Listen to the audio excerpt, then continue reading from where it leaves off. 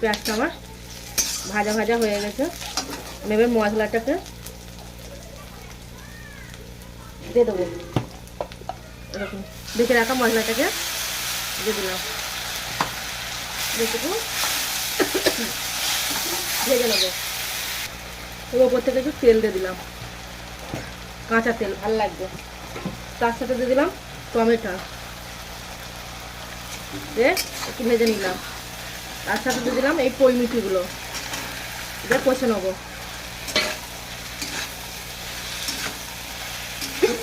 বাবরে হাঁচি হচ্ছে। তখন লবণ দিয়ে দেবো স্বাদ মতন,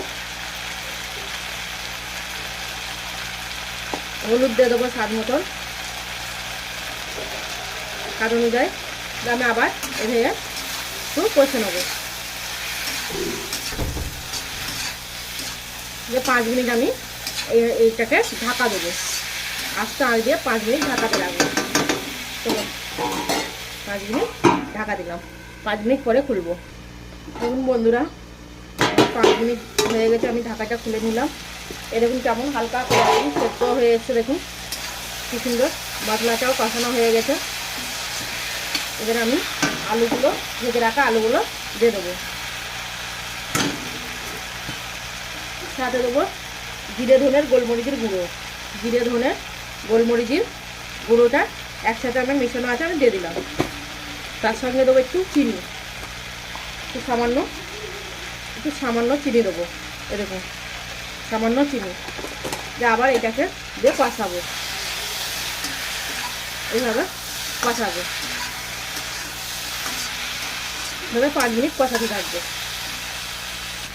এবং আমার 5 মিনিট কষানো আমার হয়ে গেছে। আমি এবার স্বাদ অনুযায়ী জল দিয়ে দেবো।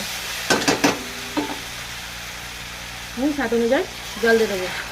এই বাটির আমি 2 বাটি কানে জল দেবো। দেখুন 2 বাটি আমি জল দিয়ে দিলাম। আমি ফুটতে দেবো আনাজটাকে। আবার 5 মিনিট আমি ঢাকা দেবো, দিয়ে আনাজটা ফুটে উঠবে। হালকা মিডিয়াম আছে, আমি ঢাকা দিলাম 5 মিনিট। দেখুন 5 মিনিট আমার হয়ে গেছে, ঝোলটা ফুটে উঠেছে। ঝোলটা কেমন ফুটে উঠেছে, কালারটা দেখুন। তো কালারটা কত সুন্দর হয়েছে, দেখছেন বন্ধুরা। এবার মাছগুলো এক এক করে আমি দিয়ে দেবো।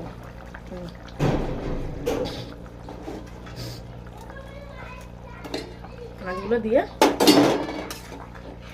আর একবার